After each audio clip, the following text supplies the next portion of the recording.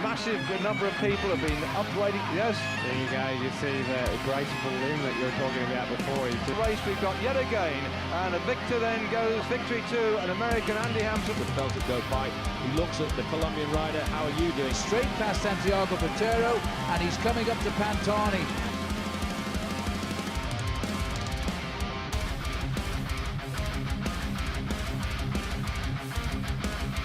Armstrong is sitting in the last few hundred metres as we come towards the finish of this monumental stage. And Armstrong, as we start to approach the line now, Pantani grits his teeth and accelerates and over the line. Is going now to win stage number 15. Sepp an emotional finish from Durango in the USA. Sepp wins.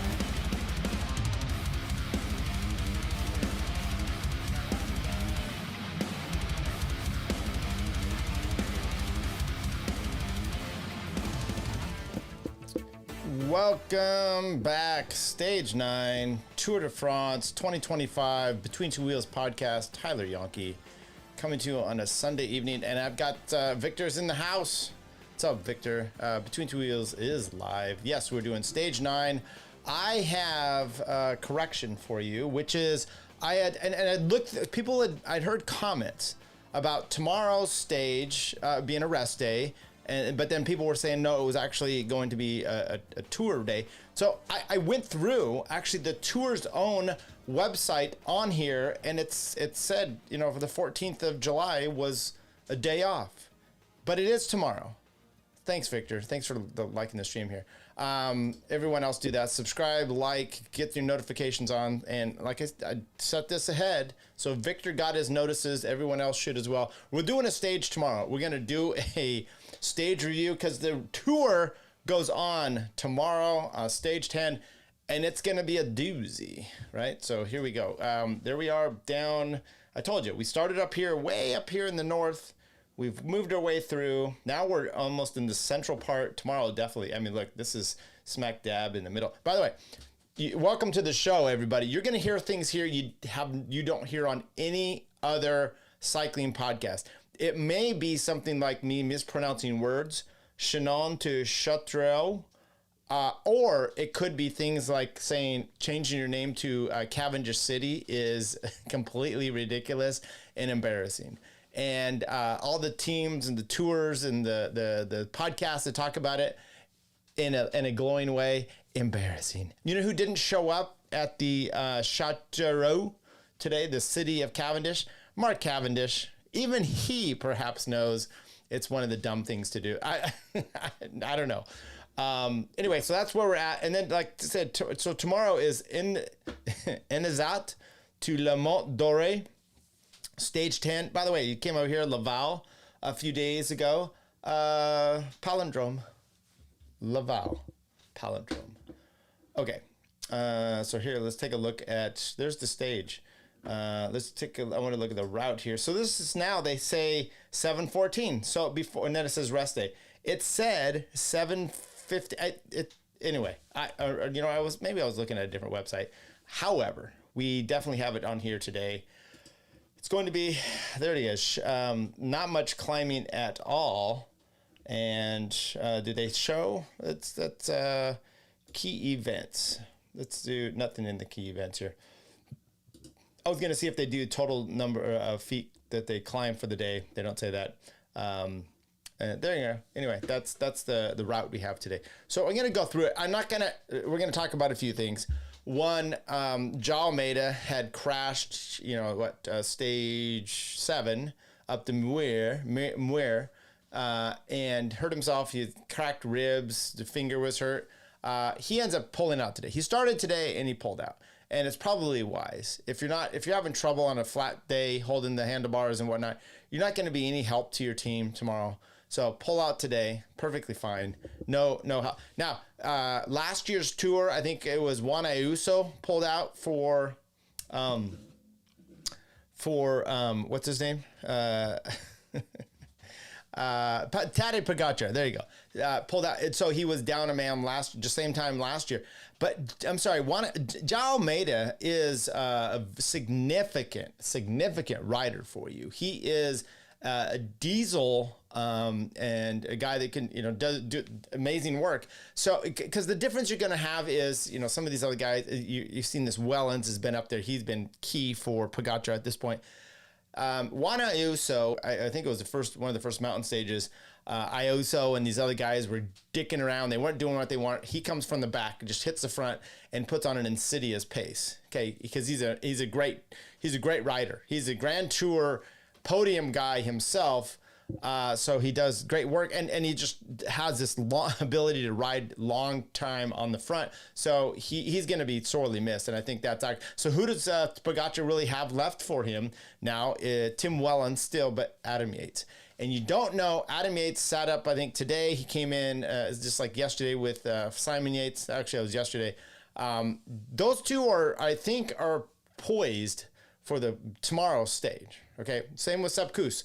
I just think that's you're going tomorrow. Maybe not quite the guys that using them, but we'll walk ourselves through this.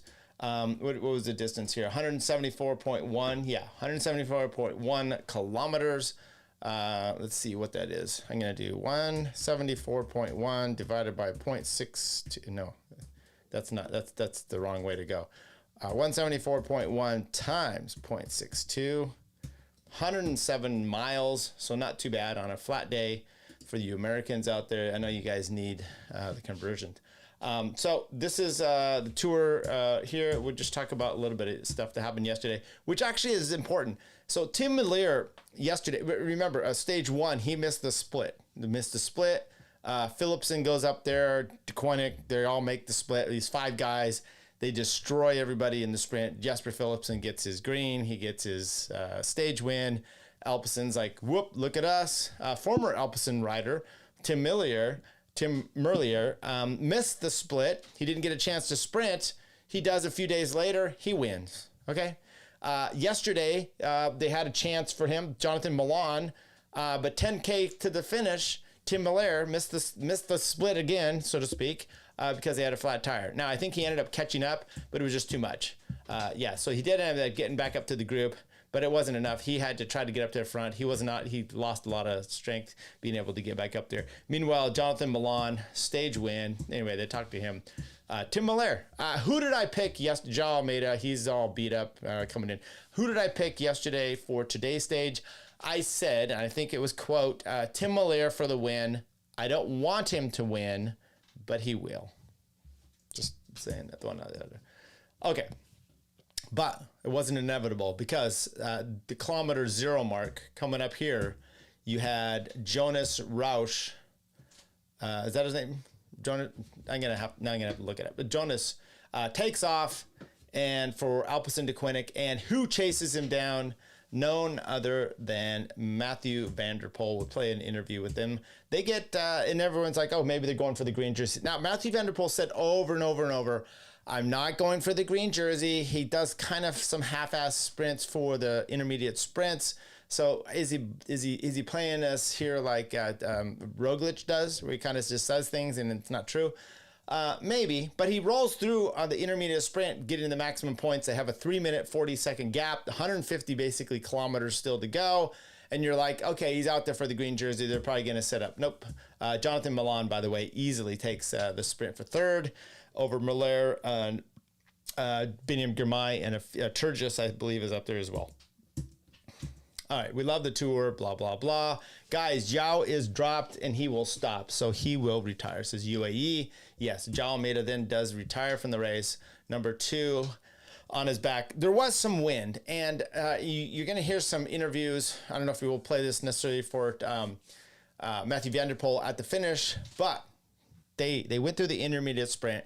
Then they're going to keep on going. Okay, he and Jonas are just going, not Jonas Vingegaard, but Jonas, trying to remember, I think it's Rausch. They're continuing on up the road. And someone is like, look, we may be able to make it. Plus, there's these crosswinds, and we expect the group behind to probably get split up. Then we're going to probably be caught by the front group, which is going to be fine. It's going to be a reduced sprint, and we're probably still going to be able to have a good chance, or hoping our guys, Caden Groves is in there, will do some work for him. The splits happen, and some of those splits came about multiple times here because some back and forth crosswind stuff. And at one point, not Patrick Bickner, Oscar only got caught out, as did Adam Yates, Sepp Kuss. But that group ended up coming back together. It looks like, oh, this shit's over. But they just sat up. And it's all like, I wonder if the sprint groups, because it was also who is going to chase this down. You have Alpecin up the front. They're not going to chase this down. Little Trek's going to do it. Some Sudell, and you didn't have Quinn Simmons on the front today. You had his teammate, I don't remember who his name is, but there was a radio thing where Quinn's like, I'm trying to find some friends to help us out here. Because you do need that. Like, there's been some, Thierry Gouveneau, the guy that's put basically for the ASO that's designing these courses, he's also like, look, you hold too much of a leash on those two Total Energies guys the other day. That doesn't help. And if the sprinters are going to control stages like this, maybe we just won't have sprint stages in the Tour anymore. It's like kind of like, whoa. But you're not putting anything in these profiles either to incentivize guys to go off the front. But they need to. And you have a day like today where, around 100 or so kilometers to go, they had a maximum advantage, they being Van der Poel and Jonas, of 5 minutes and 40 seconds. So there's a chance that they're going to be able to stay off the front. Once again, the wind didn't help that situation because it then sped the teams up. Now, like I said, there was a split there and it looked pretty bad. And immediately it was almost a minute to the second group, it's guys who had missed out on the split. And then the front group, and Wout, by the way, did a huge amount of work to try to come across. And he's not connecting to the group. He's literally about 10 yards or so from the group connecting to it, but it's guttered on the right hand side, so he's having trouble doing that. Even if he were to get up there, he's guttered, and all of a sudden everyone in front of him just splits across the road, and they sat up. So I don't think the wind necessarily changed. I think there was an attitude of like, look, we don't need to be jettisoning everybody. We're going to the sprinters, that is. We don't need to be doing this. We're not splitting the right people. Everyone's here. What's the point? We can't, hold these gaps for very much longer. These two gentlemen, though, they still continued on their day. They start to get caught. They get down to about 20 seconds or so, I want to believe. 32 seconds here. This is before this. And then they kicked again, and they got up to about 1:40. And then they're coming in here with 6 kilometers to go. And Jonas had done a ton of work, and he just said, Jonas Rickards, sorry, not Roush. Rickards sits up, and Mathieu van der Poel has 6 kilometers and 32 seconds to see what he can do. And he gives it everything he can. A man on the mission. He had all different groups coming up here. You had Interwanti Marche. You had a little bit of Groupama FDJ. You had Little Trek. You had some Soudal. You had Remco doing work on the front for Tim Miller. Okay? But you can see here coming 1.5, 7 seconds. They come around a corner at about a kilometer. I think it was 1.7. You can see this drag up here, about 0.7 kilometers. He's got a drag up, and then the last kilometer is basically flat. Was there a wreck? I don't know. They're going all over the road, trying to get to him. And 1.2, there was an EF rider, heads out. They don't catch him. 1 kilometer to go. He's still off the front. The EF rider's bridging up. And there you have it. You get him past at right around, it's at 7:50 to go. They actually catch him, and he gets past there, 692 meters to the finish. Groupama FDJ comes to the front. Israel Primotech, Patrick Bittner's team, Postal Pick NL. Tim Miller is there fighting for himself, as is Jonathan Milan. Now, Miller has one Soudal Quick-Step rider up there in front of him who's following the Israel Primotech team. Jonathan Milan has no teammates left at all, which is and neither does Biniam. So, which is an interesting thing you saw yesterday. Jonathan Milan basically working his way, and he did a fantastic job fighting wheel to wheel. Now, I did point out where he's kind of hip checking different people. He did get fined, and I think they took off 10 points yesterday from the sprint, which is fine. They're just like, hey, it wasn't too dangerous, but just watch yourself. Now, the moves he did yesterday cleared space for him. And by the way, when I showed one clip there, he clicks it. The two guys split because of it. And then Wout powers his way up there. Now, I didn't see Wout up here for the sprint at all, but here you go. So, Groupama FDJ, they're for Penhole, Brian Cocard, that's who they were sprinting for. Brian Cocard's up here coming into the last 400 meters. You had Van Poppel hit the front for who? I don't know. He's up there. Jonathan Milan strikes out hard. We'll go back here. Strikes out hard up the barriers. And on the right-hand side, our right, left as the riders, is Tim Merlier coming out wide. He had to go wide past, I think it's Ackerman for Israel Premier Tech team. I don't know why he's, once again, the sprinter there. I think Stewart's the better one. Binner Girmay doesn't really have good positioning. I think Bauhaus in there for Bahrain. And Miller comes right over to Milan. They battle up the top there, but it's really Jonathan Milan just, having a lead out might have helped. I think he went a little bit early. I'm going to try to see exactly where he was. Okay, so they're right about there's the 350 back there. They're probably about 300 to go at this point. And Milan stripes out. He hits the front. Right there, right at 200. That's perfectly fine. You just got your ass kicked. Sorry to say. 200 meters, it's a slight little bend maybe perhaps to the hill. 200 should be perfectly fine for him to take the sprint on. Tim Merlier gets the win, yells in there, gives everyone hugs, and says he was very grateful to his team. Gets the win. There you go. Tim Merlier gets the win for Sudal Quickstep. Jonathan Milan in second place for Little Trek.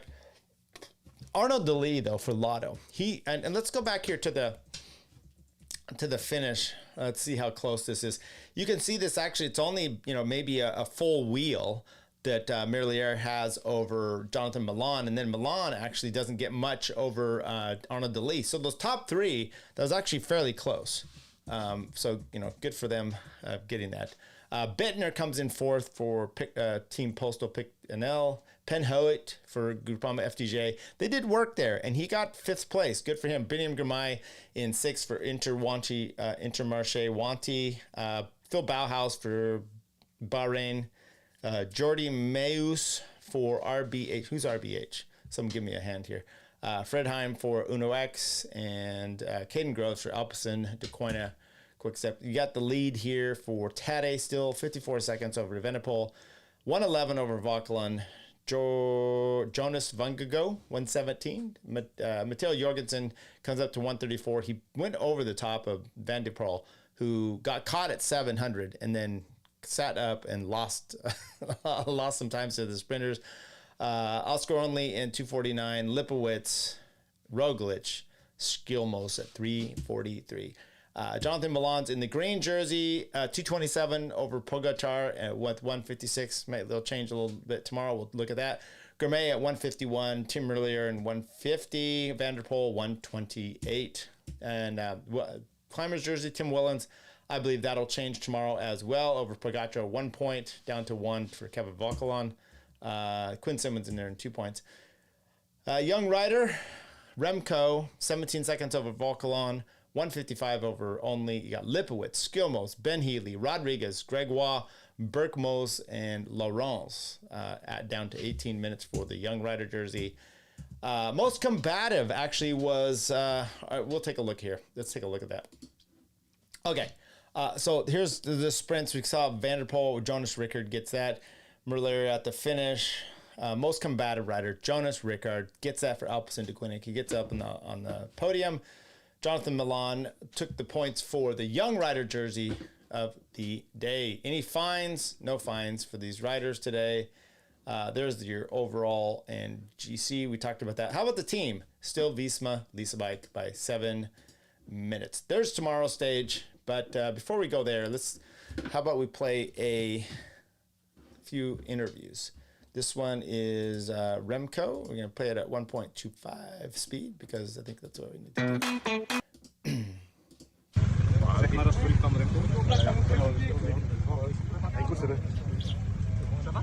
Yeah, I mean, if you win with a team and you put some help in, I think it feels kind of like a victory for yourself, especially on a sprint stage, which I will never win in my life. So I think it's very special to have helped Tim a little bit, and that he finished it off. I think it's pretty nice for us to finish this hectic day with, and to take the third stage win for the team and Tim's second one. I think it's very nice. It's a special day for you guys today. It's the third victory of Quick-Step in Châteauroux, like in 2021 where you won your third stage in Châteauroux. Oh yeah, I mean it's like it was meant to be. So I think it was with Kev in 21 probably. So I mean if you see that Kev wins it in 21, he was the best sprinter in that time, and now we have the best sprinter of this time in our team. I think it's a story that was meant to be. Tomorrow is another day. Yeah. 14 juillet, Massif Central, fireworks, and some stress, I suppose, for you. And some wind. Tomorrow is going to be probably the first real GC battle. I think on paper the climbs are not the hardest ones, but it's up and down all the day. So I remember the stage in Massif Central last year was also pretty fireworks with Puy-Marie. So if it's going to be the same tomorrow, I think we might expect already some first cracks in the GC. But I'm happy that we're finally starting the mountains or the hills. So let's go for it. Okay, there you go. There's Remco. There's the stage tomorrow. So the sprint, you have a Cat 2, and then you have some lumps here, and then this sprint spot right around 44 the intermediate sprint around 44 kilometers to go. It'll be interesting to see which riders, if the breaks is contained until after the intermediate sprint. If these riders, I mean, that's definitely one where Van der Poel can at least get maybe more points than the big sprinters. But then you got a Cat 2. Then you got another Cat 2. So that's 3. Then 4 of them. Then 5 Cat 2s. Then a Cat 3. Then 6, 7 Cat 2s, and 1 Cat 3. This is up and down all day. It does end up, you can see some of these profiles here. There's the finish profile. At least the last 3 kilometers, that's going to be kind of nasty. The first one, 600 meters at 12.8%. Yikes. 108 meters at 7.3. That's just a real quick one. The Côte de Chiraud, that looks like 5 kilometers, 5.2 at 6.7. That'll be a little bit worse. 3.4 at 7.3. The Côte de Berzet. The Col de Guéret, another Cat 2. That's 3.3 at 6.7%. The Col de Croix Moran, that is 3.5 at 5.5. That's a Cat 3. Then the last 2 Cat 2s, the Col de la Croix Robert, 5.1 at 6.4. It doesn't look too bad there. And then this 3.3 at 7.8. That's a little bit more spicy. The 7.8, it's pretty steady all the way along. All these are, and then this finish in here. So I don't know if the GC, I don't know if it's a day where Roglic or Jonas are going to do any damage to each other. Maybe not even to the top 5 or 6. I do believe you're going to have a little bit of fireworks there, and you may get a gap at the finish. But I think it's going to be Jonas, and it's going to be, Pogačar left in there. But who is going to be the guys that are going to get kind of left out? I mean, what you might look on a day like this is maybe Pogačar wants to give up the yellow jersey, and if that's the case, who does he let go up the road, right? And we'll take a look kind of at the GC riders in a tad bit here. Let's do this interview. This is Jonas Rickert after the stage. Play this at 1.25 as well. Go ahead. I don't know. I made a small joke of it yesterday, and Mathieu seems to be serious to go with 2 and from the start. So I tried it, and they let me go, and then Mathieu came, and I think first the team thought we would go until the sprint, but the plan was just to go to the finish, and we almost succeeded. Yeah, were you surprised to see the gap growing to 4 minutes, over 4 minutes? Well, surprised, not really, because we were going quite hard, and I think this must have been one of the hardest days of my life. Okay, I'm not going to play too much more of this because I don't want to get struck with copyright. Let's go to this last one, though, with Mathieu Van der Poel, talking to him at the finish. Let's also go 1.25, about his day out. Yeah, I discussed with Jonas that we wanted to go for it today. His dream is to be on the Tour de France podium, so I was happy to help him to try and get combativité. So I hope they give it to him. I think that is confirmed. He's got that. So he's going to be on the podium. I'm really happy. that was one of his dreams. So, and in the end, well, we came really close, but yeah, I think we were both just on the limit. It was a very hard day. Yeah, the roads were not really helping with two riders in front, and then of course with the wind we knew the GC teams would come back so at certain points, but at certain moments. But I think it's hard to not be able to finish it off, but I think we put up a good show today. It was a very, very good show. Was the plan just for the points competition first, or just for the breakaway? No, like I said, I'm not going for the green jersey, so it was really for the breakaway, and we knew that there was also a possibility of first echelon maybe bridging to us, but yeah, we suffered but also enjoyed today, I think. Thank you, Matthew. There you go. There you go. Let's go back in here. So this is a stage profile. I want to look at, let's go to the results for today. Kind of want to look at who might be going up the road. I don't think Van der Poel is going to be allowed up the road, or is going to go up the road tomorrow. Maybe I think Oscar only as an example, even Lipowitz, I think they're still too close. I think Roglic has too much history that they're not going to let him go up the road. Possibly Skilmos at 3:43. Look, I think you're going to see everything that EF has, EF Education, Easy Post. I think they're going to give everything they have to try to get up the road with someone. Maybe Ben Healy again, maybe Nelson Palace. They're going to do what they can. That's just, I believe that's what they're here for. Maybe Uno X Rider. I mean, Felix Gall, perhaps. But I'm looking more maybe in the 6-10 minutes. Martin Guillaume Martin, I could see him going up the road, trying to do that. Like I said, Nelson Palace, maybe Ben O'Connor losing down here now at 15:23. He had a wreck on day one there. Remember when they came into the finish, hurt his knee, and he's been having a little bit of trouble. Possibly someone like him, maybe Christian Rodriguez. I don't think the Yates. It will be interesting if Visma tries to send a satellite rider, or if you just kind of like, let's just sit back and see what happens. So I'm going to be interested to tomorrow, just because I don't know what's going to happen. I think there's some wise, you could see the day before the rest day, they could feel like they want to, feel their oats and they're just going at it. Or they're just like, let's not overdo it. Let's have a rest day. And then, because here's what we have coming in. So that was today. Then you got tomorrow's, and then here's Toulouse so we rest day on Tuesday now.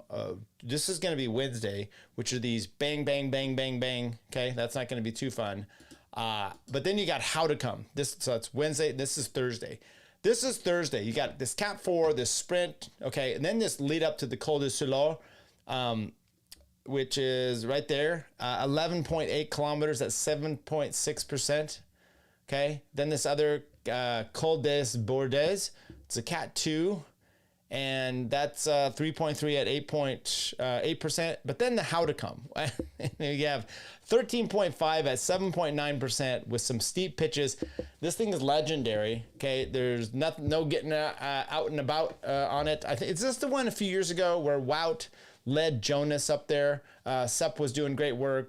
Brandon McNulty was doing great work for Tadej. And then the Wout had been up the road. He is in the green jersey, and he just lights it up for Jonas, who then gets a few minutes lead. So that's got some history. That's very possible. That's you never know what can happen. You also, I think you go back to Bjarne Riis on How to Come. I think they had a shortened stage that day, and he big rings that shit. He was Mr. 60? If there's hematocrit. Dude was out of his mind. So that's Thursday. Friday, a time trial. I mean, that's climbing time trial. So Thursday, Friday, and then we talked about this. Saturday up to Super Beniers, and then Sunday into Carcassonne. A little bit less of an interesting Sunday race, but there you go. There's what we have coming up tomorrow on the Tour de France. I mean, it's either Tadej is going to win, or you're going to have a breakaway. That's how I see it. So I hope it's I don't know what it'd just be interesting to see. I can't make any predictions because who knows what these guys do. I don't even know if they always know what they do on their stuff. But it will be interesting and fun tomorrow. You've got Kevin Vauquelin, perhaps. Romain Grosjean, perhaps. Because, Guillaume Martin, because it is Bastille Day. Okay, it's the French 4th of July, essentially. It's the July 14th. And Victor says Poggi. Victor says Poggi. I mean, you can't go wrong making that pick. I think that's solid. But you're going to see some Frenchies trying to go up the road to make it worth their while on their national holiday. That's why we're having the race tomorrow rather than a rest day. See you then. Looking forward to it. Where's my... There we go.